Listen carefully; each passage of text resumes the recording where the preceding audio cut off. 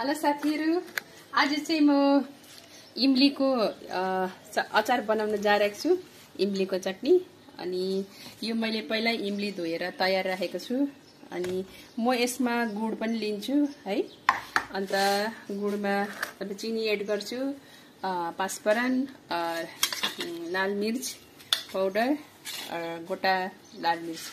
अनि म अब अहिले अब गरम पनि सुरु भयो हैन, खट्टा मिठा खानु इच्छा हुन्छ र अलरेडी मेरो तावामा तेल गरम भएको छ। म यसमा पाँचफोरन दिन्छु हैन, अनि लाल मिर्च पाउडर, अनि त्यसको बादमा लाल मिर्च यसलाई भुन्दियो हैन। अनि तपाईको म अब तपाईले यो पहिला अलरेडी धोएको छ। म इमली हाल्दिए, यसलाई इमली पुरै तपाईलाई कति लिनु मन पर्छ हैन त्यति नै। म चाहिँ धेरै स्टक गरेर राख्न चाहन्छु।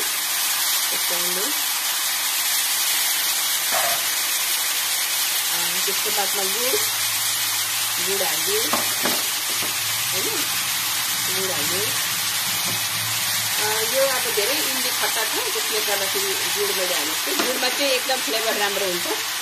अनि म यसमा एक कटोरी चिनी चाहिँ एड गरिदिन्छु, चिनी पनि एड गरिदिन्छु। अनि त्यसको बादमा हल्का नमक, खट्टा मिठा नमक हाल्दिए। अनि थोड़ा सा अलिकति हल्दी पनि हाल्छु म, टर्मरिक। अनि त्यसको बाद लाल मिर्च पाउडर, तीखा लाल पनि एड गरिदियो।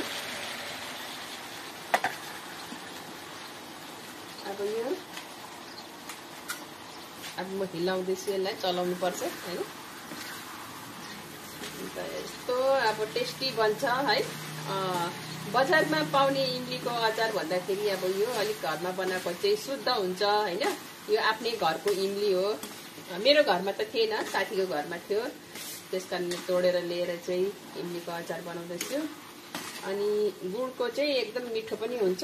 अनि सुगर हुनेहरूलाई गुडमा त्यति उयो पनि हुँदैन है, यसले नोक्सान पनि गर्दैन। यो चाहिँ अब गर्मीको एकदम मौसम छ, खट्टा मिठा खानुको लागि चाहिँ अलिक टेस्ट राम्रो हुन्छ हैन। मुखमा अब जिभलाई पनि अब अलिकति टेस्ट दिनुपर्छ। अब यसरी पकाइदिएँ मैले हैन। कमसे कम पनि अब यसको पानी छुट्नु पर्छ है। अन्त यसलाई अलिकति कम गरिदियो, आज यसरी बनाउनु तयार गर्नुपर्छ। बिचमा यसरी हिलाउनु पर्छ।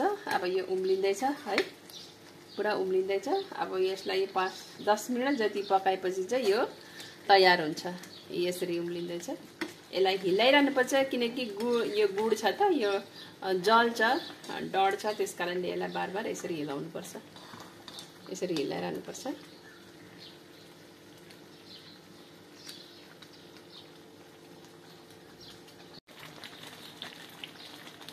ल साथीहरु, अब यो मोटामोटी तयार हुन लाग्यो इमलीको अचार। यसरी गाढा हुँदैछ, यो ठन्डा भएपछि आफै गाढा हुन्छ। यो लगभग तयार भयो हैन। तपाईहरुले पनि बनाउन सक्नुहुन्छ घरमै है, शुद्ध गरेर।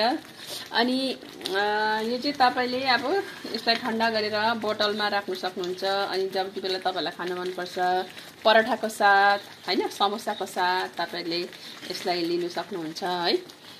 जसरी पनि खानुहुन्छ। म चाहिँ यसको भित्रको गुटली मन पर्छ, जो भित्रको बीज हुन्छ नि कालो वाला, मलाई त्यो पुरा मन पर्छ। अनि साथीहरु तपाईले पनि बनाउनुहोस्।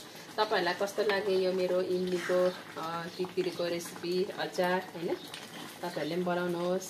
अन्त अब यसलाई म बन्द गर्छु। त्यो ठन्डा भएपछि चाहिँ आफै गाढा हुन्छ। अनि म अलिकति टेस्ट पनि गरेर हेर्छु कस्तो भयो हैन, गाढा। तपाईहरुले यसलाई जसरी पनि लिन सक्नुहुन्छ। समोसामा पनि खान सक्नुहुन्छ, अनि पराठामा पनि खान सक्नुहुन्छ। यो आफ्नै हातले बनाएको। तपाईहरुलाई राम्रो लाग्छ कि लाग्दैन? दामी खट्टा मिठा, बहुत टेस्टी छ। तपाईहरुलाई मन पर्न सक्छ हैन। तपाईहरु ट्राई गर्नुहोस्, आफ्नै हातले बनाएर खाने कोसिस गर्नुहोस्। ल मेरो यो तितिरीको हैन, इमलीको अचार तपाईहरुलाई मन पर्यो भने लाइक गरिदिनुहोस् है। धन्यवाद।